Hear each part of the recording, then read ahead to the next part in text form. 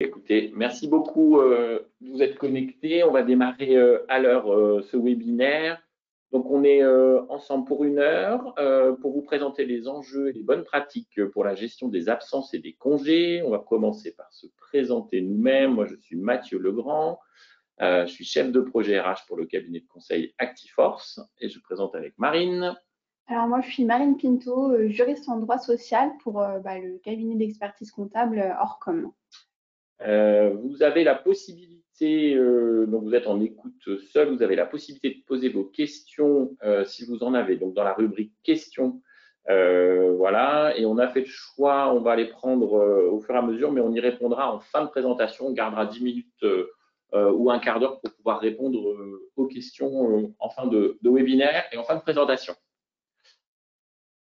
Donc, on voulait d'abord commencer un petit peu par introduire le sujet, par faire peut-être un plan large sur la partie absentéisme, qui est un sujet, un enjeu extrêmement important aujourd'hui pour la partie entreprise et la partie RH. 4,8%, c'est le taux d'absentéisme mesuré dans l'ensemble du secteur privé en France en 2023. On n'a pas encore les chiffres de 2024. C'est un taux qui est important, qui est en légère diminution par rapport à l'année dernière. Mais ce que l'on sait aujourd'hui, c'est que par rapport à nos taux d'avant Covid, on n'est pas revenu sur des taux d'avant Covid qui étaient plutôt de l'ordre de 3,5, 3,8. Sur cet absentéisme qu'on voulait aussi mettre en avant, c'est qui concerne beaucoup de monde, puisque presque un salarié sur deux a été absent. Alors, j'ai pris les chiffres de 2022, mais au moins sur une journée. L'absentéisme pour les entreprises, pour vous, évidemment, il a un impact, et on va en parler dans ce webinaire. Il a un impact sur des coûts indirects, mais aussi sur les coûts directs, et on estime à 1 535 €, calcul de 2023, le coût d'un salarié absent. Cet absentéisme touche toutes les tailles d'entreprise, grandes entreprises, plus petites entreprises, mais il y a un effet grossissant pour les entreprises de moins de 10, les TPE, puisqu'on est à 21 jours d'absence en moyenne pour les entreprises de 10 salariés contre 17 pour la moyenne nationale. Donc, avec plus d'absentéisme dans les petites entreprises et sûrement un impact encore plus fort que pour les plus grandes entreprises, parce qu'on a moins de monde, on a moins de salariés, on a moins de ressources. Donc, sujet extrêmement sensible. On voulait aussi commencer en mettant en perspective dans les absences, et on va en parler, il y a évidemment différents types d'absences. On note aussi une importance. Alors, les absences longue durée, plus de 90 jours, ont représenté donc en 2023 6% des absences. C'était 4% en 2022. Donc, on note une augmentation constante de ces arrêts longue durée, ces absences longue durée. On y reviendra. Vous voyez, chiffre du dessous, 30% d'augmentation de l'absentéisme de plus de 90 jours depuis 2019. Donc ça, c'est un sujet auquel vous êtes et on est tous de plus en plus confrontés. On voulait situer, avant d'avancer plus loin dans ce webinaire, 2 enjeux. Évidemment, l'absentéisme, c'est un enjeu économique, un impact, parce que ça vient désorganiser le fonctionnement de l'entreprise, l'organisation du travail. Il y a un coût direct, on l'a vu, mais aussi un coût indirect, parce que si vous décidez de remplacer, c'est impactant. Et puis, la charge de travail, elle se déporte un peu mécaniquement sur le reste de l'équipe. Et là, ça va avoir aussi des conséquences. Et ça nous amène à un deuxième enjeu, qui est un enjeu plus RH, un enjeu plus de climat social, avec, dans le cas d'absentéisme important, évidemment, un impact sur la confiance, la communication. Donc, c'est un sujet qui est particulièrement sensible, qu'on se propose d'approfondir aujourd'hui. Et je vais passer la parole à Marine pour nous resituer un peu dans la présentation de ce qu'on va continuer. C'est ça. Donc, dans une première partie, on va revoir un peu les différents types d'absence et leurs conséquences, à la fois juridiques et RH. Sur une seconde partie, on fera un petit focus sur les congés payés. Et à la fin, dans notre troisième partie, ce sera plutôt la gestion des absences longue durée. Donc, dans notre première partie, d'abord, moi, je vais vous faire un petit point plutôt juridique. Et puis après, Mathieu vous fera un petit point RH. Donc, il existe vraiment beaucoup de types d'absences. Il y a des absences très connues parce qu'on les voit souvent en entreprise. Donc, tout ce qui est arrêt d'origine non professionnelle, arrêt d'origine professionnelle, donc accident de travail, maladie professionnelle On va également avoir congés payés, les absences pour événements familiales, des absences un peu moins connues, par exemple comme des congés pour la réalisation d'un projet personnel ou des activités d'intérêt général, qu'on voit un petit peu moins. Mais il faut savoir qu'en fait, toutes ces absences vont avoir une conséquence. Et l'une des conséquences principales, ça va être la suspension du contrat de travail. Donc, qu'est-ce que c'est la suspension du contrat de travail? En fait, on va toujours être lié avec le salarié par le lien contractuel. Donc, il continue à faire partie de nos effectifs. Mais en fait, pendant un temps, en fait, nos obligations contractuelles vont être un peu mis en pause, si on peut dire ça comme ça. Notamment, le salarié ne va plus devoir venir travailler et en théorie, l'employeur n'est plus tenu de le rémunérer. Bon, comme d'habitude, il y a toujours des exceptions. On pense par exemple au congé payé ou au congé maternité où on va continuer de rémunérer le salarié ou en tout cas de compléter son salaire. Il va y avoir quand même certaines obligations qui vont être maintenues, telles que l'obligation de discrétion et de loyauté. Et à la fin du contrat de travail, notre salarié, en théorie, il reprend son poste comme il l'était avant, sauf cas d'inaptitude ou préconisation médicale particulière. Donc, ça a également des conséquences sur d'autres notions du contrat de travail. Par exemple, pour la période d'essai, toute suspension du contrat va entraîner une prolongation de la période d'essai. Et à contrario, pour le préavis, en fait, qui a un délai qui ne peut pas être interrompu ou suspendu, l'absence ne devrait pas interagir sur le préavis. Là encore, il y a des exceptions, notamment si on a pris nos congés payés avant le début du préavis ou en cas d'arrêt consécutif à une origine professionnelle. De même, certaines absences vont être assimilées à du temps de travail effectif, ce qui aura un impact déjà sur le calcul de l'ancienneté et sur le calcul d'indemnité de fin de contrat ou l'électorat et l'éligibilité en entreprise pour les élections professionnelles. Merci, je vais effectivement prendre la suite. Comme je disais en introduction, cet absentéisme, il a un impact fort sur le fonctionnement de l'entreprise et on a voulu prendre un petit exemple d'une entreprise cliente en 2024, 30 salariés dans le conseil informatique, qui avait une organisation en équipe projet. Et puis l'année dernière, elle a connu en fait un pic d'absence qui se sont cumulés en fait à la fois des arrêts maladie évidemment non prévus, un sujet congé payé avec des soldes qui n'avaient peut-être pas été complètement anticipés et qui ont dû être pris un peu en urgence, et puis quelques arrêts imprévus. Et cette absentéisme, elle n'avait pas su le suivre, mais surtout elle n'avait pas su l'anticiper. Et je vous ai figuré ici quelques impacts. Et sur la partie performance, directement de l'impact sur de l'insatisfaction client, une perte de contrat et un impact chiffre d'affaires. Je développerai un peu plus avant aussi, donc bonne pratique, conseil, alors qu'il peut paraître évident, mais que chaque entreprise, chacun d'entre vous se dote ou se soit doté d'un outil de suivi des absences, et on verra tout à l'heure qui peut être plus ou moins digitalisé, optimisé en fonction de votre système informatique. Deuxièmement, je l'ai dit en introduction, c'est un impact direct aussi sur les équipes. Parce que là, ça vient à un moment donné créer une surcharge dans les équipes, ça agace et ça crée à un moment donné de la démotivation. Et en fait, il y a un double effet qui se coule puisque l'absentéisme a tendance à entraîner du turnover parce qu'en fait, les collaborateurs qui restent peuvent être plus enclins à un moment donné à partir parce qu'ils ne trouvent pas leur compte. Donc, le deuxième point que je voulais mettre en avant, c'est que si vous êtes confronté à une situation d'absentéisme, auquel vous n'avez pas réussi à anticiper, peut-être deux bonnes pratiques à mettre en avant. La première, c'est la partie télétravail qui permet d'adapter le poste et effectivement y revenir, et puis la partie intérim. Sur la partie outils, on avait commencé à développer, vous avez en haut les principaux objectifs de la mise en place d'un outil de suivi des absences. Évidemment, d'anticiper la planification, de garantir une certaine visibilité et le respect de votre cadre légal. On va différencier peut-être trois niveaux d'outils. Le premier niveau, je dirais, c'est le bon vieux tableur Excel, plus ou moins structuré, qui est encore utilisé dans un certain nombre d'entreprises, qui peut être très utile. qui est une option simple, hein, voilà, qui fonctionne encore. La limite du tableau Excel, en fait, c'est qu'il vous oblige, il est limité en automatisation, ça veut dire qu'il vous oblige en permanence à avoir de la saisie, à le tenir à jour. Et donc, bah, ça demande une certaine rigueur dans la tenue et la suivi de ce tableau Excel. Et il faut espérer que la personne qui gère le tableau Excel ne soit pas elle-même absente ou qu'on ait prévu un backup. En tout cas, premier outil, première recommandation, au minimum un tableau Excel.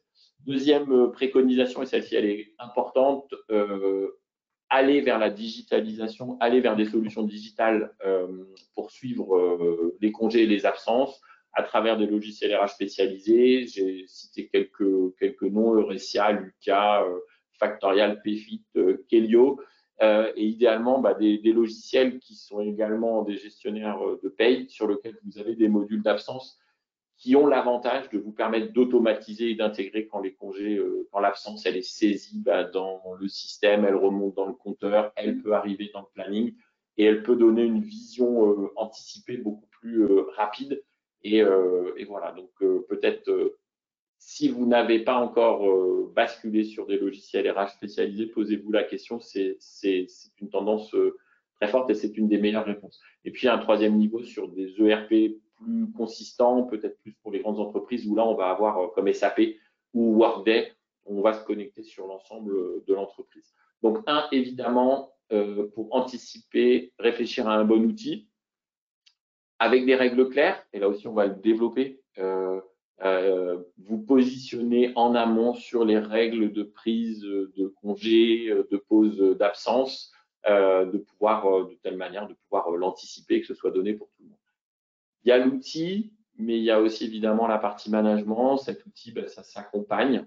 Évidemment, le plus vous avez l'adhésion, la compréhension de vos collaborateurs et des managers, ben, le plus ce genre d'outil ou ce genre de système va bien fonctionner. Donc un outil, et puis deuxième point qu'on voulait focuser, si vous êtes confronté, ben, je suis face à mon absentéisme, vous avez un choix, une question qui se pose, est-ce que je remplace ou est-ce que je ne remplace pas? Et éventuellement, qu'est-ce que je peux mettre en place? Premier sujet, le télétravail. Le télétravail ou la flexibilité du travail d'une manière générale. Un certain nombre d'absences, plutôt des absences courte durée, peuvent peut-être être diminuées si vous avez un aménagement de votre temps de travail, de vos conditions de travail et la mise en place de télétravail. On note ici, ben voilà, j'ai un petit problème de santé, je ne vais pas pouvoir venir au boulot. Voilà, peut-être que si je peux travailler depuis la maison, eh ben, c'est une meilleure façon et c'est une alternative à l'arrêt. On connaît tous les sujets familiaux, problèmes X ou Y en lien avec les enfants. Peut-être que si je peux adapter mon travail, le faire à distance, et ben je m'évite un arrêt. Donc ça, c'est une grande préconisation de pouvoir réfléchir à mettre en place de la flexibilité dans votre organisation du travail. Et puis, bah, le deuxième point, il est aussi évident. À partir du moment où vous avez des absents de longue durée qui viennent impacter votre organisation et la charge de travail, se poser la question du recours, alors soit à l'intérim, soit au CDD, qui ont certains coûts, mais qui est à contrebalancer contre le coût indirect et notamment l'impact RH. Voilà, donc on vous a renoté ici quelques avantages de l'intérim ou du CDD que vous connaissez probablement, comment et quand l'utiliser. L'intérêt peut-être encore plus sur l'intérim, c'est aussi de pouvoir faire revenir des salariés qui sont occasionnels, qui sont déjà formés, soit des intérimaires qui sont déjà venus, soit des saisonniers qui viennent peut-être travailler en renfort l'été. Donc c'est aussi intéressant. Certaines entreprises travaillent avec un peu on pourrait dire un pool de salariés qui sont déjà formés, qui sont déjà venus et dont on sait qu'on peut les appeler en cas d'urgence. Et ça peut permettre aussi bah, d'assurer votre continuité de service et puis de ne pas tout faire reposer sur les équipes en place. Voilà, donc après ce petit rappel sur bah, les conséquences des absences, notamment juridiques, et sur les outils et les bonnes pratiques, on va faire un petit focus sur les congés payés. Parce que là, comme vous devez le savoir, on va rentrer sur la période estivale, qui est également la période de congé principale. Donc ça, c'est une période qui est anticipée en fait, où il y a des règles précises à suivre. Donc, les congés payés, comment ils s'acquièrent? Ils s'acquièrent sur la période de référence du 1er juin au 31 mai de l'année suivante. On peut modifier la période par accord collectif, voire par accord de branche. Donc, dans les conventions collectives, parfois, il y a des périodes un petit peu différentes. Les salariés, ils ont droit à 2,5 jours ouvrables par mois de travail. Donc, au total, en fait, 30 jours ouvrables hors congé de fractionnement. Alors, vous en avez entendu parler, c'est sûr. C'était un peu le sujet incontournable de l'année dernière. Les règles d'acquisition ont changé pour les salariés en arrêt. C'est-à-dire qu'avant, les salariés en arrêt maladie classique, ils n'acquéraient pas du tout de congés payés. Et maintenant, ils vont acquérir dans la limite de 2 jours ouvrables par mois. Donc, au total, 24 jours s'il est absent sur toute la période de référence. Pour les accidents de travail et maladies professionnelles, ils acquéraient bien des congés payés précédemment, mais dans la limite de 1 an. Et maintenant, cette limite de 1 an, en fait, elle est supprimée. Donc, un salarié en arrêt pour cause professionnelle, il va acquérir le même nombre de congés qu'un salarié qui viendrait travailler de façon classique. Bon, en tout cas, ça a été statué. Voilà, c'est statué, c'est définitif. Et donc, si vous avez peut-être suivi nos webinaires précédents, donc il y a des règles très particulières sur cette acquisition. Donc, vous pouvez nous poser des questions, on pourra revenir là-dessus. Et à noter que les salariés à temps partiel ont les mêmes droits que les salariés à temps plein. Donc, il ne faut pas oublier ce petit point. Donc, sur la période légale de prise de congé payé, elle est fixée soit par accord collectif, soit définie par l'employeur après l'avis des représentants du personnel s'il y en a dans l'entreprise. Elle comprend obligatoirement la période du 1er mai au 31 octobre, qui est la période principale, et les salariés doivent être informés de cette période légale de prise au moins 2 mois avant l'ouverture. Donc, c'est-à-dire qu'au 1er mars, vous devez avoir informé vos salariés, notamment par affichage, que la période de prise des congés payés est ouverte. Donc, attention, parce qu'il peut y avoir toujours encore des spécificités dans les conventions collectives, donc pensez bien à vérifier ou à revenir vers nous. Donc, sur la période du congé principal, c'est ce qu'on disait 1er mai, 31 octobre, le salarié est censé prendre 24 jours ouvrables maximum, soit 4 semaines. Donc, il y a 12 jours ouvrables, donc 2 semaines qui devront être prises de manière consécutive pour que le salarié en fait, puisse venir se reposer, pour qu'il puisse couper en fait, du boulot. Hein. Sinon, on estime qu'en dessous de 2 semaines, les salariés ne peuvent pas vraiment couper. Et après, il y a 12 jours ouvrables qui pourront être posés en fait, comme vous le souhaitez, évidemment, après accord avec votre salarié et gestion des plannings. Et ensuite, on a la période du 1er novembre au 30 avril, N+1, où là, on pourra poser notre 5e semaine de congé payé plus librement et toujours avec un accord des deux parties.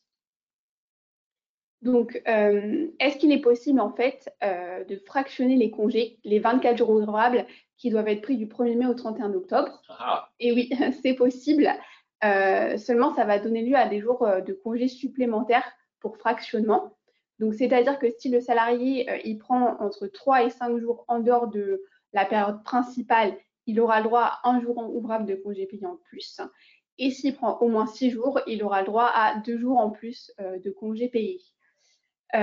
Évidemment, on va pouvoir déroger à cette règle, notamment si en fait c'est la volonté du salarié de prendre en dehors de la période du 1er mai au 31 octobre. Ouais. Donc, par contre, il va falloir le formaliser, en fait, cette renonciation. C'est une renonciation individuelle et écrite pour que vous puissiez avoir la preuve que le salarié renonce à ses jours supplémentaires. En fait, un simple affichage collectif, ce ne sera pas suffisant. Donc, si vous avez noté qu'il y avait des salariés qui prenaient souvent leur congé en dehors de la première période, vraiment, regardez ces histoires de fractionnement. C'est lui qui est demandeur, finalement, le salarié. Oui, ça peut être le salarié, en effet. Alors, sur la question de l'ordre des départs, la détermination de l'ordre, donc elle se fait par accord collectif, soit par un accord collectif que vous avez signé, soit avis du CSE si vous avez un CSE en tenant compte d'un certain nombre de situations particulières qu'ils ont donc à discuter. Ça, c'est important pour l'organisation, pour la question. Alors, il y a à la fois la question d'équité et à la fois la question de la prise en compte des situations justement particulières. Donc, de manière générale, effectivement, on va prioriser peut-être la présence d'enfants scolarisés, l'ancienneté dans l'entreprise, des situations particulières de santé ou de multi-employeurs. Ce qui va être important là, effectivement, c'est de pouvoir le discuter, de pouvoir se positionner sur des critères qui vont être plutôt évidemment bien perçus pour les personnes qui sont priorisées dans l'ordre. Et en même temps, on y reviendra aussi un peu tout à l'heure, en essayant de veiller à l'équité qui va avec la notion d'ordre. En tout cas, on détermine des critères d'ordre. C'est ça. À savoir que c'est souvent des critères objectifs et que c'est des critères qui sont souvent rappelés par la législation ou la jurisprudence. Sur la communication de l'ordre des départs en congé, elle est communiquée à chaque salarié un mois avant le départ. Donc là, on distingue bien la communication sur la période de prise de congé et vraiment qui est avant le 1er mars, et la communication de l'ordre des départs, qui est vraiment quand, à quel moment les salariés vont partir, le roulement, qui là sera au moins un mois avant le départ du salarié. Et il existe un principe de non-report des congés payés, c'est-à-dire qu'en fait, les salariés doivent absolument prendre leurs congés payés, parce que le but, en fait, c'est que, comme je le disais, ils se reposent. Et si, en fait, on les reporte d'une année sur l'autre, les congés payés, ils vont un peu perdre leur objet puisque le salarié n'aura pas pu se reposer. Donc, vous, employeur, il ne faut pas que ce soit de votre fait si le salarié ne peut pas prendre ses congés. Il faut que vous ayez mis tout en œuvre pour lui permettre de les prendre. Donc, peut-être organiser la charge de travail, organiser les roulements, comme on se le disait. Parce que sinon, c'est votre obligation de santé-sécurité qui peut être mise en jeu. Dans la suite de ce que tu viens de dire ou ce que vient de dire Marine, cette gestion efficace des congés, dans la pause des congés, peut-être se redire que évidemment, c'est une organisation qui vise à assurer la continuité de service. Donc, vous avez évidemment le droit et le devoir en tant qu'employeur de vous positionner aussi pour faire en sorte que la pause de ces congés, elle ne vienne pas impacter trop fortement l'activité. Et donc de la possibilité justement de lisser, de répartir cette prise de congé et de mettre en place des règles qui vont permettre d'assurer cette continuité de service. C'est un motif possible de refus de certaines demandes d'absence, la notion de continuité de service. On le rappelait, mais les congés sont là aussi évidemment pour permettre le repos du salarié. Donc c'est aussi une manière de travailler sur cet équilibre vie pro, vie perso. On sait qu'on anticipe à travers les congés la question de la productivité de l'organisation, parce qu'au mois d'août, au mois de mai, un certain nombre d'entreprises travaillent, ont de l'activité. Donc c'est quand même comment à travers ces congés, je vais anticiper cette période où on sera moins nombreux et dans une logique d'équité et de transparence.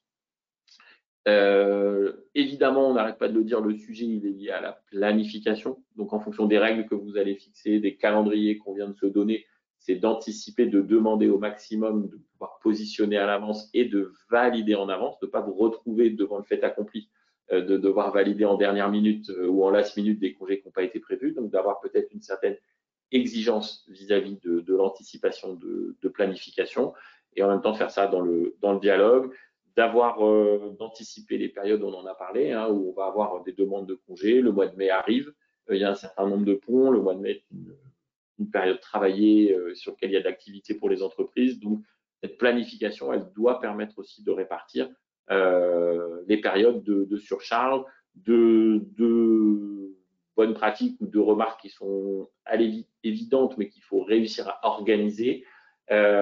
Qui dit congé peut dire remplacement, continuité de service, backup. Donc, ça veut dire d'anticiper la transmission des dossiers ou des activités et des responsabilités.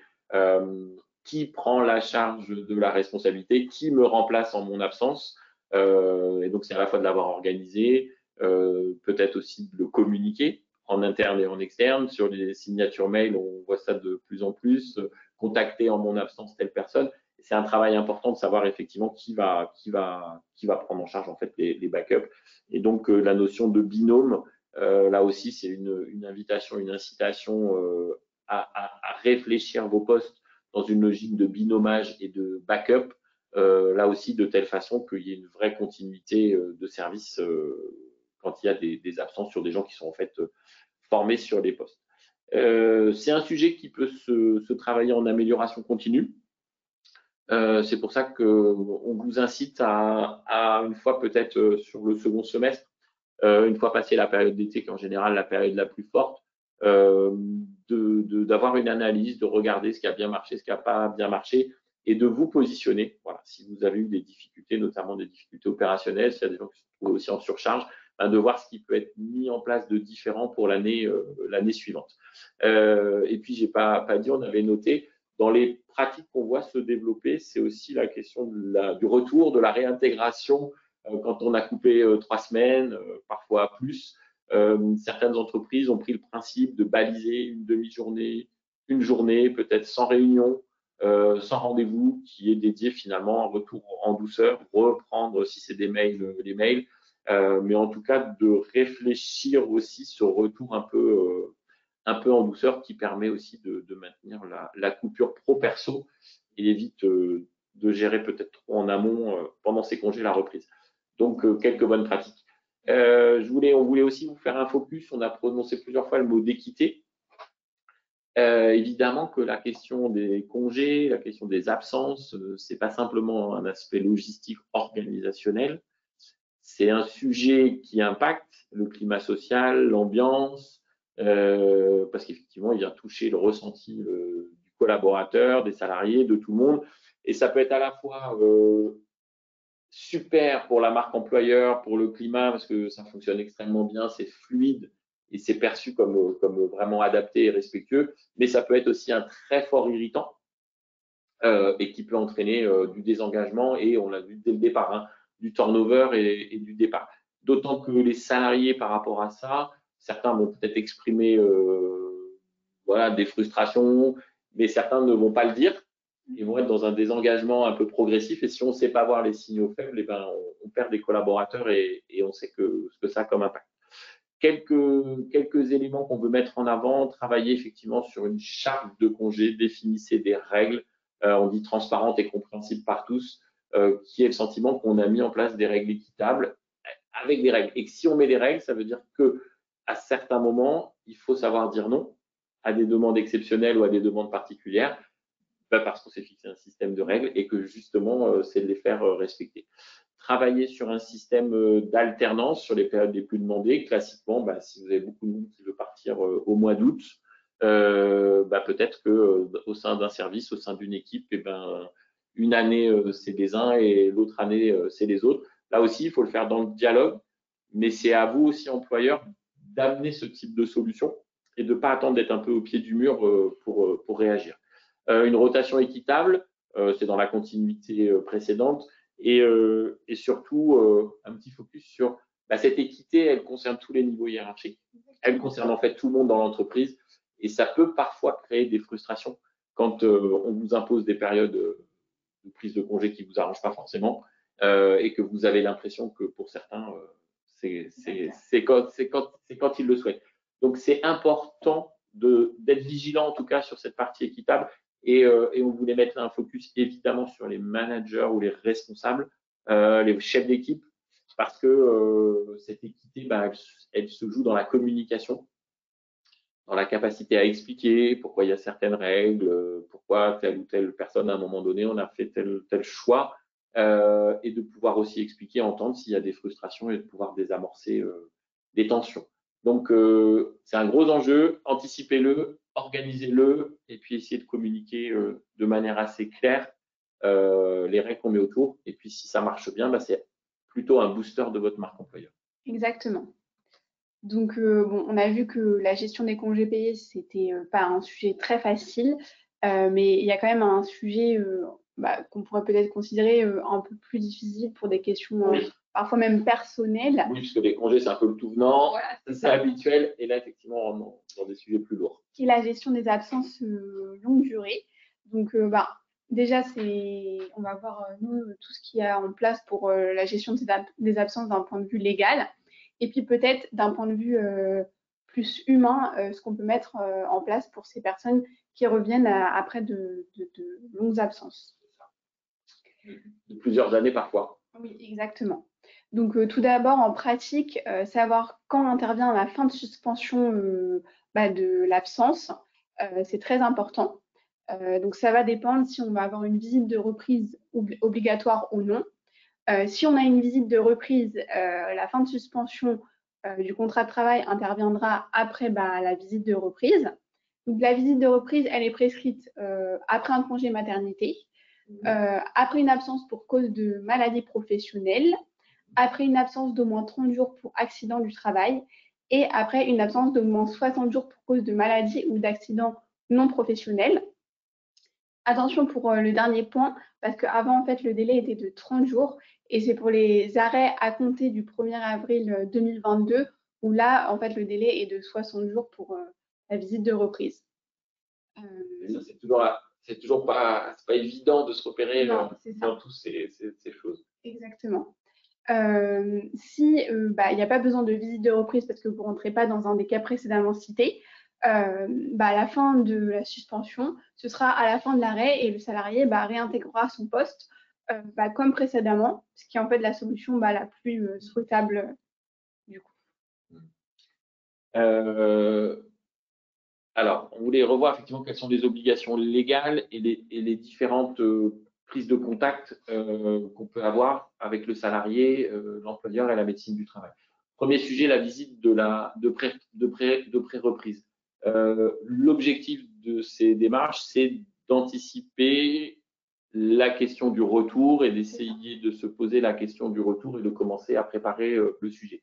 Donc, cette visite de pré-reprise, elle est préconisée par la médecine du travail avec le salarié et elle a pour but de commencer en amont de la visite de reprise, d'essayer de faire un premier état, un premier point de la situation médicale du salarié et de commencer à mettre en place des actions. On a noté, commencer à construire un plan de retour à l'emploi qui peut être en fait soit sur des aménagements de poste ou des adaptations du poste, mobiliser différents types de dispositifs qu'on ne va pas développer ici, mais qui sont à disposition de l'employeur, de la médecine du travail pour essayer des retours sur soit le poste, soit d'autres postes, en tout cas d'essayer un certain nombre de situations. Et puis de commencer aussi à réfléchir, si nécessaire, au reclassement ou à la réorientation professionnelle. Ça veut dire que cette visite de prise, elle peut commencer aussi à réfléchir sur et si je ne pouvais pas revenir, peut-être que moi, salarié, il faut que je commence à enclencher une démarche de réflexion sur comment est-ce que je pourrais me réorienter, éventuellement comment je peux être accompagné dans cette réflexion. Donc, on favorise la visite de prise, peut-être les conditions de cette visite. Oui, c'est ça. Donc, faut bien la différencier de la visite de reprise, comme l'a dit Mathieu. C'est pour des arrêts de travail depuis plus de 30 jours. L'avantage, c'est que ça peut être 30 jours consécutifs ou non. Donc, si on a un salarié qui est là 10 jours, qui revient, puis qui est encore là en arrêt 10 jours, et qu'on a 30 jours de façon discontinue, on pourra peut-être voir avec la médecine du travail que le salarié demande une visite de pré-reprise pour savoir ce qu'il en est. C'est quelle que soit l'origine de l'arrêt, donc professionnelle ou non. Et moi, c'est ce qu'on disait, c'est en général à l'initiative du salarié ou du médecin traitant ou de la médecine du travail, mais l'employeur peut quand même essayer d'en parler avec les différents interlocuteurs. Exactement. Pour l'employeur, c'est un choix d'employeur de peut-être anticiper, de pouvoir anticiper certains sujets. Mais c'est ce que tu disais, c'est aussi une initiative salariée et médecine du travail.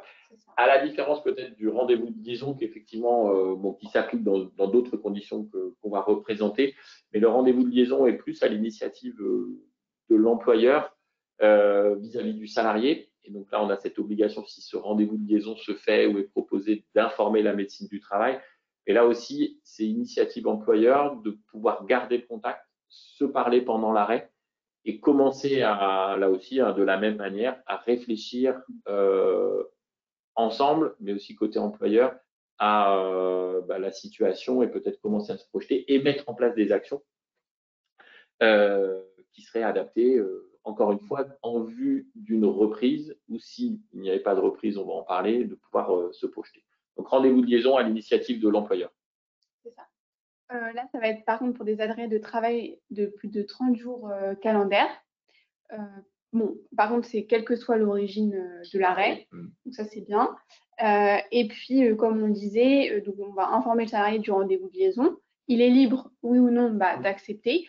Et en parallèle, il faudra quand même prévenir le service de santé au travail au moins 8 jours avant la tenue du rendez-vous. Peut-être juste une remarque, on a vu 30 jours, 60 jours, 90 jours. C'est vrai qu'il y a plusieurs dates qui font un calendrier légales, mais qui correspondent aussi à un calendrier médical.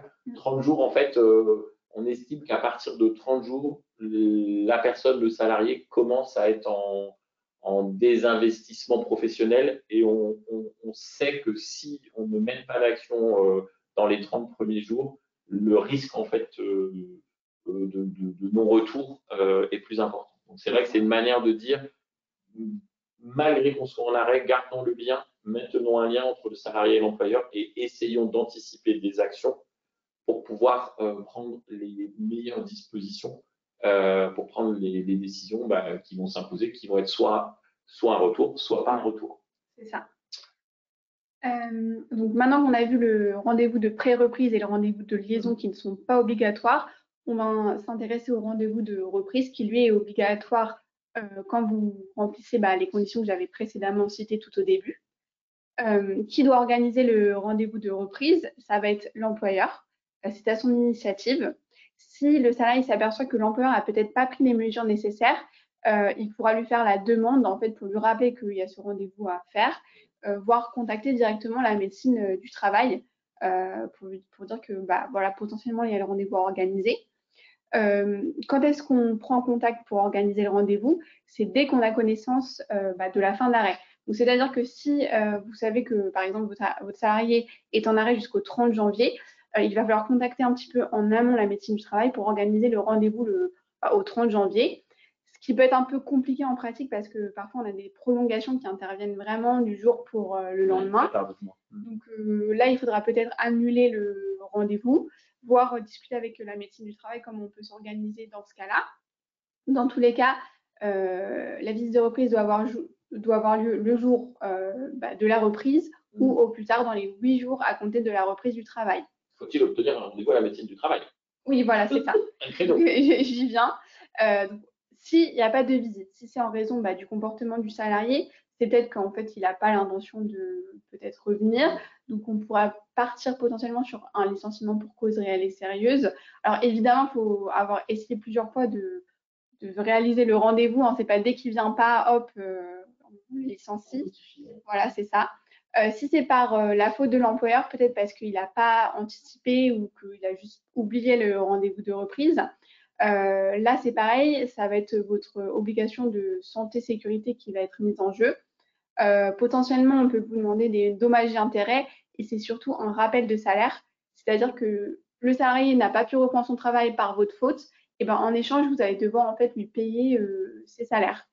Et dans le pire des cas, ça peut être la prise d'acte, la rupture du contrat ou la résiliation judiciaire. Et si c'est de la faute du service de santé au travail, parce que justement ils n'ont pas de place, que le rendez-vous a peut-être été annulé. Je pensais que ça arrive. Ouais, voilà, donc là ce sera plutôt leur responsabilité à eux qui pourraient être engagés. Et il faut qu'on voit avec eux pour s'organiser quand même le plus rapidement possible. Donc, une fois qu'on fait cette visite de reprise, le médecin du travail, lui, pour constater l'aptitude ou l'inaptitude du salarié, il va devoir faire plusieurs choses. Donc, tout d'abord, il faut qu'il fasse un examen médical du salarié qui va permettre d'échanger sur les mesures d'aménagement, comme on se disait, les mutations de poste ou peut-être un reclassement. Il doit réaliser une étude de poste et une étude des conditions de travail. Suite à quoi, en fait, on pourra actualiser la fiche d'entreprise. Et puis, il faut aussi que le médecin du travail échange avec l'employeur. C'est vraiment un échange avec les 3 parties, c'est très important. Suite à quoi, il va soit rendre du coup un avis d'inaptitude, et on va y venir, soit un avis d'aptitude, et là, le salarié reprendra son poste de façon classique. À savoir que quand même, les avis d'aptitude peuvent contenir des préconisations d'adaptation de poste, par exemple comme du télétravail. Si en pratique, c'est pas possible, quand on a un avis d'aptitude, les préconisations, là, on conseille de recontacter la médecine du travail parce que peut-être il y a eu un problème ou une incompréhension dans les échanges ou dans l'étude de poste pour qu'ils nous proposent peut-être quelque chose d'autre à mettre en place, voire qu'on passe sur un avis d'inaptitude si vraiment c'est pas possible avec un reclassement. De l'importance d'essayer d'avoir une bonne relation et une communication avec son médecin du travail et son service de santé au travail. C'est ça. Donc, dans le cas d'un avis d'inaptitude, Sur l'avis d'inaptitude, on va avoir deux mentions qui sont très importantes. Ça va être soit tout maintien du salarié dans un emploi serait gravement préjudiciable à sa santé, ou soit l'état de santé du salarié fait obstacle à tout reclassement dans un emploi. À côté de ces deux mentions, si vous avez déjà eu un avis d'inaptitude, il y a des petites coches. Et à partir du moment où le médecin du travail va cocher une des cases, mais sans rien mettre d'autre, vous allez être dispensé de rechercher un reclassement pour le salarié. Donc, vous pouvez procéder directement à son licenciement fait pour inaptitude. À l'inverse, s'il coche une de ces cases, mais il met quand même un commentaire, peu importe le commentaire, hein, absence de reclassement dans l'entreprise ou euh, le poste n'est plus adapté, etc., il faudra quand même rechercher un reclassement, en fait. Il faut vraiment que ce soit juste la coche. Ça, c'est un peu un détail, mais c'est ce qu'on se redisait en préparant. S'il y a un commentaire, effectivement, ça vient changer ça change complètement l'inaptitude. l'interprétation. Donc, quand le salarié il est déclaré inapte, en fait, il va plus être tenu de se présenter sur son lieu de travail. Pendant un délai d'un mois, on n'aura pas à le rémunérer. Donc, ce délai d'un mois, il va servir soit à rechercher du coup un reclassement, notamment quand on n'est pas dispensé, soit à procéder au licenciement pour inaptitude, malheureusement. Et donc, du coup, en fait, la période de suspension du contrat de travail, elle prend fin là à l'issue du délai d'un mois. Voilà. Donc, c'est ce qu'on se disait avant d'envisager un licenciement. Et quand on a un reclassement qui est préconisé, on va devoir consulter son CSE pour faire des propositions de poste aux salariés, avec peut-être en prenant en compte toutes les mesures d'adaptation, d'aménagement qui ont été préconisées par le médecin du travail. Le reclassement, il est recherché en priorité dans l'entreprise. Si c'est un groupe, ça va être dans toutes les sociétés du groupe, sur le territoire français évidemment.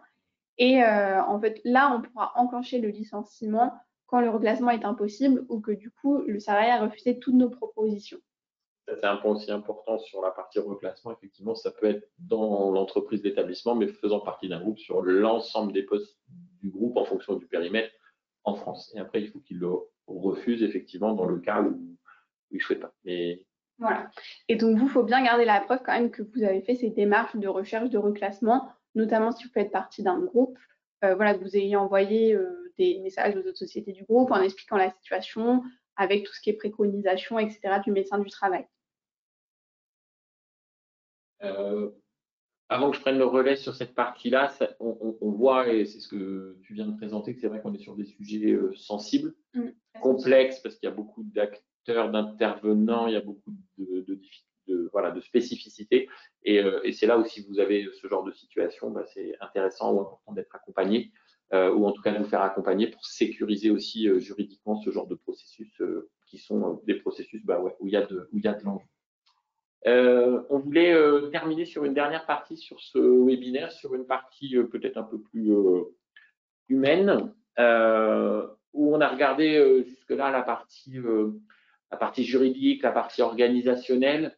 On disait en introduction que ces absences, les arrêts longue maladie se développent de plus en plus. Et en fait, on est dans nos entreprises de plus en plus confrontés à ces situations, entreprises et aussi personnelles, de dire que aujourd'hui, la cause principale des arrêts de longue durée, c'est ce que j'ai appelé là les troubles psychologiques, le stress, la charge mentale, le burn-out, la santé mentale. Donc aujourd'hui, ces maladies ont pris ou prennent une importance forte. Et on est confronté à la fois à la gestion de ces situations, à la fois en tant qu'employeur, mais aussi en tant que salarié ou parfois dans notre entourage ou dans nos familles. Donc en un, l'arrêt longue maladie, c'est la partie les longs arrêts, pardon, c'est la partie santé mentale. Et deuxièmement, on va retrouver les maladies chroniques et les affections liées au travail. Je me suis permis de mettre dans la phrase évidemment les troubles musculo-squelettiques, les sujets physiques que je dirais on connaît un peu classiquement, mais aussi de plus en plus les maladies. Je me suis permis de citer le cancer. On voit se développer ces questions et ces sujets et la gestion de ces situations. ces arrêts, ils ont différents impacts financiers, ce qui est écrit, santé, sociétaux, parce que quand vous vous retrouvez en arrêt, en tant que personne, ben évidemment que vous ne l'avez pas choisi. C'est une situation difficile, dangereuse. Et donc, je voulais remettre un focus en disant, voilà, quand je suis côté salarié, quand je suis côté la personne qui est malade, ben, je suis plutôt dans un état de fragilité, de vulnérabilité, avec la perte de repères professionnels. On disait, à partir de 30 jours d'arrêt, ben, je commence à me désinsérer.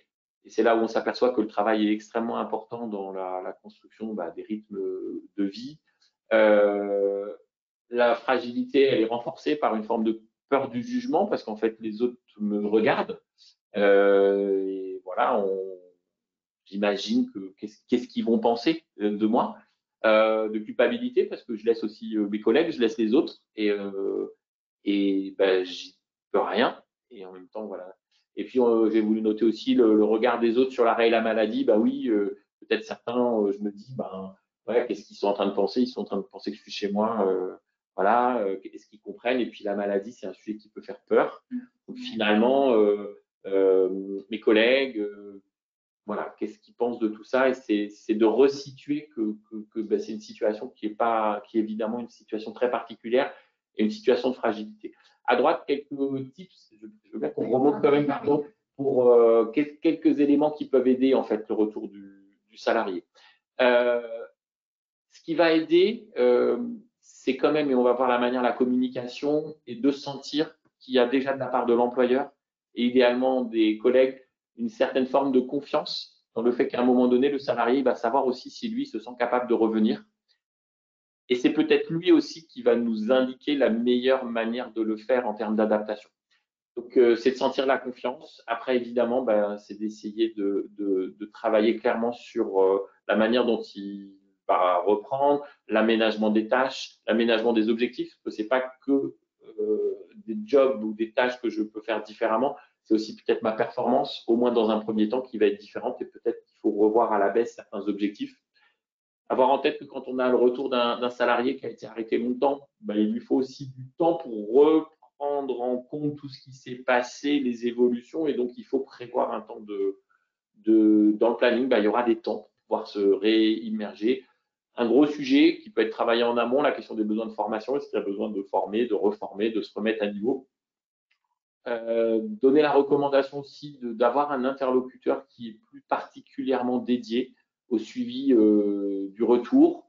Quelqu'un qui va être capable, qui peut être évidemment le manager idéalement, qui peut être quelqu'un au RH ou dans un service support, mais en tout cas quelqu'un qui arrive à peut-être à créer une certaine relation de confiance et avec qui on va pouvoir adapter le suivi et puis mettre en place s'il y a besoin des suivis médicaux, et du coup, je vais repasser.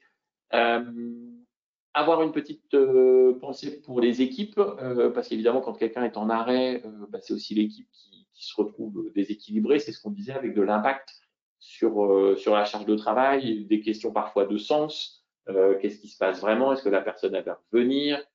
Qu'est-ce qu'il a? Qu'est-ce qu'elle a? Et donc, c'est important de communiquer assez clairement à l'équipe, d'expliquer qu'il va falloir se réorganiser avec des solutions de remplacement ou pas, d'avoir plutôt un discours de valorisation, de solidarité. On va s'entraider et c'est important. Et ce qui va être fait, ben, c'est super. Et puis, ben, d'essayer d'être clair sur la manière dont on redistribue les tâches. On disait peut-être avoir un référent dans l'équipe aussi, dans l'équipe de travail, qui va peut-être noter, tenir un guide, alors, en papier, en digital, en numérique, comme on souhaite. Mais en tout cas, pour pouvoir peut-être suivre et noter l'ensemble des changements qu'il y a dans le poste. Et puis, bah, ce guide, on pourra le redonner à la personne quand elle va revenir. Et ça sera un peu la trace de ce qui s'est passé et ça va l'aider dans son retour. L'autre point, c'est la posture, on peut avancer aussi, c'est la posture employeur. Alors, en fonction de la taille de vos entreprises, c'est le dirigeant, ça peut être les équipes RH, ça peut être le chef de service. Il y a toujours cette question de où est-ce que je mets la limite entre je veux contacter, éventuellement prendre des nouvelles, et en même temps, il faut que je respecte l'arrêt. D'abord parce que légalement, je suis pas censé communiquer avec mon salarié pendant cette période. À noter qu'en réalité, il n'y a pas d'interdiction Alors, c'est important de le dire. formelle de ne pas contacter le salarié. Évidemment, si on contacte, tu vas expliquer, il ne faut pas que le salarié se sente en fait pressé ou que ce soit pesant pour lui. Ça va être vraiment un contact quand même assez rapide. Voilà.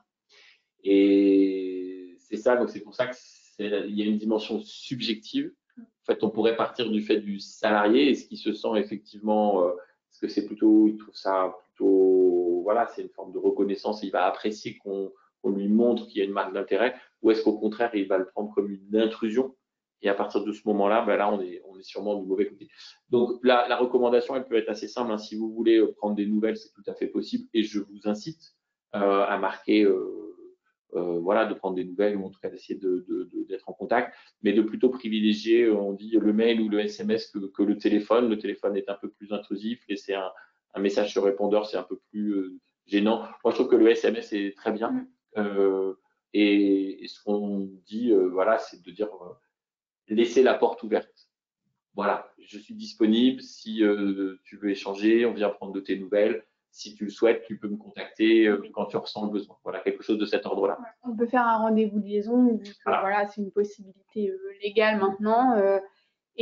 Après, on voit si le salarié ne nous répond ou pas. Après, je suppose que vous connaissez quand même vos équipes. Oui. Donc, savoir si certains salariés vont peut-être mieux ou moins bien le prendre.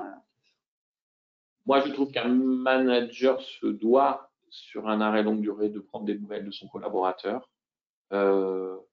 pour marquer que voilà, qu'il se préoccupe et que voilà, il souhaite prendre des nouvelles, mais surtout après voilà, laisser la main et puis après, comme tu viens de le dire, après ça peut se reformaliser comme on l'a vu sur les rendez-vous de liaison, les rendez-vous de reprise. Dire que le retour à l'emploi derrière un arrêt longue durée, c'est un processus qui est collectif. C'est pas le salarié tout seul dans son coin ou l'entreprise tout seul dans son coin.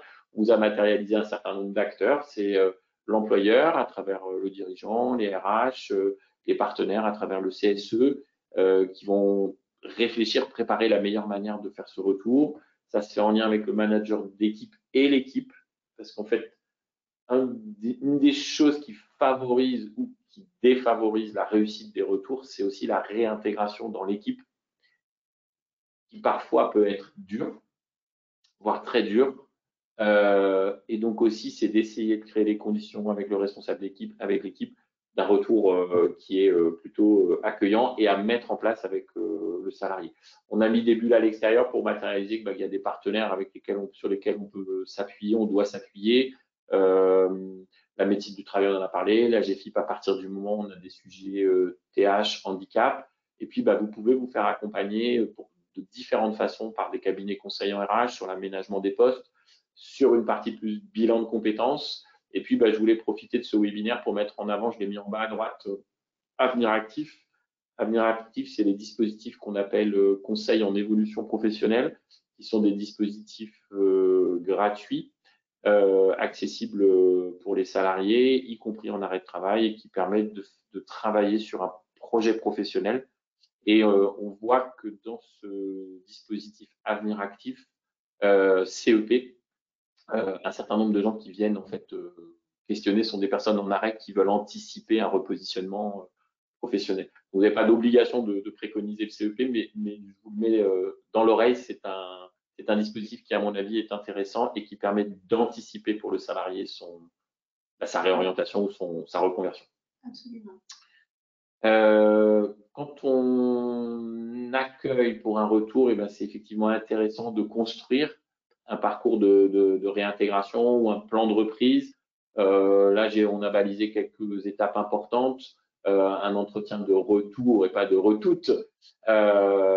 Donc, on a fait les entretiens en amont et puis à un moment donné, quand le salarié reprend, on s'assoit et puis on essaie de justement caler le plan d'action qui va être mis en place en tripartite, on pourrait dire, de travailler un plan pour la réintégration au sein du service, avec peut-être un focus particulier sur le jour J. Quand j'ai pas été là depuis 2 ans, quand je reviens, c'est un moment important et peut-être, on va dire, de peut-être en faire un temps fort ou un temps convivial, d'organiser une période où il va y avoir une période de binomage, de tuilage avec le remplaçant et puis de baliser ensuite un certain nombre d'entretiens à une rythmicité à définir, une semaine, un mois, voilà, on va imaginer différentes échéances. Le message que je veux faire passer sur ces longues maladies, notamment les arrêts longue durée, mais pour maladie, c'est encore une fois de faire confiance au salarié qui va donner le tempo de ses besoins. Il n'y a que lui en fait qui sait exactement. On dit souvent il y a des pertes de mémoire, il y a de la fatigabilité, il peut y avoir des effets secondaires, il y a des traitements. Si on veut réussir la réintégration, en fait, c'est très difficile de faire un plan descendant et de se dire voilà, on a décidé ça, ça, ça.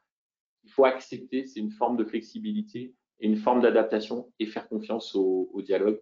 Et puis, on a mis à la fin de la flash l'entretien professionnel parce qu'à un moment donné, effectivement, on reprendra le rythme normal des entretiens et puis de se reposer la question, est-ce que cette réintégration, elle est réussie et on est reparti ou est-ce qu'il faut se poser d'autres questions? Quelques petits tips pour terminer. Le jour J, si la personne elle revient le jour J, vous avez la possibilité, dans le respect voilà, de ce que vous ressentez aussi, qui est OK pour la personne, mais d'en faire un moment convivial, en tout cas de ne pas faire comme si c'était rien du tout. Donc, préparez le jour J du retour. Si vous avez du télétravail, peut-être essayer d'être vigilant sur ce point et de faire revenir les personnes de l'équipe, en tout cas ce jour-là, de bien expliquer la nouvelle organisation du travail. Alors, on a mis, en ne jugeant pas, en ne stigmatisant pas le salarié, ça paraît évident, mais toute remarque est blessante quand vous êtes dans cette situation et que vous êtes de retour. Et c'est un point sur lequel il faut être vigilant, c'est aussi votre marque employeur et vos valeurs. Bien expliquer les restrictions s'il y en a. S'il y a un temps partiel thérapeutique, quand est-ce que ce que la personne elle peut faire ou ne peut pas faire. Revaloriser le travail qui a été fait par l'équipe en l'absence du salarié. Et puis, on a noté évidemment, c'est un peu le manager, le chef d'équipe qui est un peu l'architecte de tout ça. Et c'est encore quelque chose en plus pour lui. Et c'est pas toujours le plus simple. Donc, évidemment que tous vos chefs d'équipe, managers, sont pas à l'aise de la même façon pour aller sur ces sujets. Encore peut-être une chose ou deux avant qu'on prenne des questions. Voilà, c'est ma dernière diapo. C'est courageux, ce sont des valeurs de favoriser une réintégration. On a parlé tout à l'heure des licenciements, du licenciement pour inaptitude. C'est aussi votre choix d'entreprise d'essayer de vous engager ou pas dans ces réintégrations. Elles ne sont pas toujours évidentes. Elles peuvent être aussi très positives pour l'ensemble des personnes. Et puis, dans la durée, une fois qu'on a fait cette réintégration, évidemment qu'il y a une forme de suivi à mettre en place ou de choses qui vont se mettre dans la durée. S'il y a une situation médicale, il va peut-être falloir baliser des visites médicales. On peut proposer de l'accompagnement psychologique, différents systèmes de support, des lignes d'écoute psychologique, en tout cas orienter, parce qu'il y a cette partie-là, faire du feedback, accepter de se dire ça fonctionne, c'est bon, on avance. La possibilité de replacement, ça on l'a vu, c'est en fonction de s'il y a des possibilités, si c'est souhaité, si c'est possible. Et puis je terminerai sur ce point. Évidemment que ce sont des situations, je disais tout à l'heure, qui ne sont pas évidentes pour les managers à gérer humainement. Ça peut être des sujets sensibles, c'est des sujets très humains, très sensibles. Et donc je peux aussi que vous inciter à former à un moment donné ou à sensibiliser vos managers sur les sujets de prévention, de santé au travail, voire de santé mentale. Voilà, je voulais terminer sur ce point. Ouais, merci beaucoup pour votre écoute. Donc, on va laisser un petit temps pour les questions. Si nous en avons. Oui, on en a quelques-unes. En train de récupérer les questions. Et de voir si on est en capacité de répondre en live ou si on reviendra vers vous en fonction du type de questions. Alors, c'est qu'il y a des questions que je ne vois pas en entier. Donc, est-il possible d'imposer les congés payés des salariés ou de les modifier? Alors oui, c'est toujours possible en respectant en fait le délai de 1 mois à l'avance. Et si évidemment c'est un peu du dernière minute et que vous êtes en accord avec le salarié, ce sera possible de le faire en dessous d'un délai d'1 mois. Et si je suis pas d'accord, si le salarié n'a pas envie, je je respecte mon délai d'1 mois. Voilà, c'est ça. Sinon, je me mets en risque. C'est ça, exactement. Alors, est-ce que le salarié doit communiquer sur les raisons de son arrêt? Alors ça, non. En fait, légalement, non. Après, c'est ce qu'on se disait, c'est quand on va lui envoyer un petit message, peut-être qu'il voudra nous en dire plus ou pas. En tout cas, on ne va pas le forcer à le faire. Il n'est pas obligé, et c'est parfois une fausse bonne idée. Parfois, dans l'arrêt, les personnes, elles se connaissent aussi entre eux, il y a la relation personnelle, donc ça va aussi vite en discussion. Donc moi, je vous incite à pas être curieux sur ce sujet-là et à laisser venir la personne. Si elle veut le communiquer, elle le communique. Mais sinon, moi, je n'irai pas chercher la cause de l'arrêt. Et je considère toujours par principe que l'arrêt est justifié et que donc la personne est donc dans une situation de fragilité ou d'incapacité qui fait qu'elle est absente. Alors, le CSE doit-il être consulté pour poser les règles par note d'organisation afin de garantir un effectif minimum sur une période définie? Exemple, un seul absent par équipe. Alors oui, du coup, en fait, c'est vrai que dans le processus de pose des congés payés, on consulte le CSE sur déjà la période de prise et voilà, quand ça va être l'heure des départs en congé, le CSE devra également être consulté, notamment sur les critères qu'on va utiliser pour définir l'ordre. Et comme l'a dit monsieur, des critères clairs et objectifs. Et en effet, il faudra le consulter aussi, enfin lui expliquer pourquoi on va organiser un roulement et qu'il y aura, par exemple, sur telle période, qu'un seul absent par équipe. Sous contrôle des juristes, mais effectivement, vous avez besoin de garantir une continuité de service et une continuité d'activité. Donc, si à un moment, en tant qu'employeur, effectivement, la pose des congés viendrait impacter de manière trop forte la continuité de service ou la continuité d'activité, c'est un sujet qui peut bloquer, en fait, ou en tout cas imposer qu'une personne soit forcément présente sur la période, par exemple. Donc, la continuité de service est quand même un argument important pour vous. Voilà. Alors, dernière petite question, et pour les questions auxquelles on n'aura pas répondu, on vous répondra peut-être par mail. Ouais. Il ne faudra pas hésiter à revenir vers nous. On a mis nos petites adresses mail dans le PowerPoint. Sur la question des congés en anticipé, en fait, comment ça se passe? Alors, il faut savoir que comme le salarié acquiert déjà 2,5 jours par mois, c'est-à-dire que dès qu'il a commencé à acquérir, théoriquement, le salarié peut poser ses congés. Mais c'est vrai que parfois, sur des périodes de vacances, en fait, on ne va pas avoir assez de congés acquis pour poser sur août s'il y a une fermeture obligatoire. Donc, c'est soit on accorde aux salariés des congés par anticipation. Ce qui va être problématique, c'est que si le salarié sort en fait avant d'avoir récupéré ses congés, pour l'employé, ils pourront être entre guillemets perdus. Soit on s'arrange pour peut-être faire des congés sans solde ou voilà, on essaye de se mettre d'accord avec le salarié sur la façon de procéder. Règle à définir entre, c'est ce que tu dis peut-être, entre le congé sans solde et le congé par anticipation. C'est ça. C'est toujours un arbitrage. Je pense qu'on vous pouvez ne pas autoriser de congé par anticipation. Oui, vous dire, vous avez le droit. Ils sont non acquis, donc c'est du sans solde. Si vous voulez poser, c'est du sans solde. Ça peut être votre règle d'entrée. Maintenant, elle peut être mal perçue, elle n'est pas flexible. Et si la personne s'en va ou elle vous fait une mauvaise réputation parce qu'elle estime qu'il n'y a plus de flexibilité, est-ce que vous n'êtes pas perdant? Donc après, c'est plutôt un choix que vous faites, effectivement, avec le risque éventuel d'abord de taper un peu dans le compteur par anticipation et puis aussi sinon, si la personne s'en va tout de suite, les journées, vous ne pourrez pas les récupérer. À savoir que quand même, lors des entretiens d'embauche, tu pourras le confirmer, Mathieu, je pense que c'est bien de parler justement de la politique des congés, notamment s'il y a des fermetures obligatoires ou autres, parce que ça peut avoir en fait un impact sur la suite de la relation, quoi. Bonne remarque, on n'en a pas parlé. Le plus on est transparent, le plus on est transparent et le plus on se donne de chances que ça se passe bien, qu'il n'y ait pas de mauvaise surprise à découvrir. Donc, notamment communiquer effectivement sur les périodes ces périodes-là. Qui sont encore une fois, pour l'entreprise, c'est très important parce qu'il faut que l'entreprise elle tourne. Et pour les salariés, ce sont des sujets aussi extrêmement sensibles, encore une fois, de leur organisation personnelle. Et c'est un arbitrage que vous faites. Exactement. Donc, encore merci. On reste à votre disposition et puis on vous souhaite une très bonne journée. Merci beaucoup à tout le monde. Très bonne journée. Au revoir. Au revoir.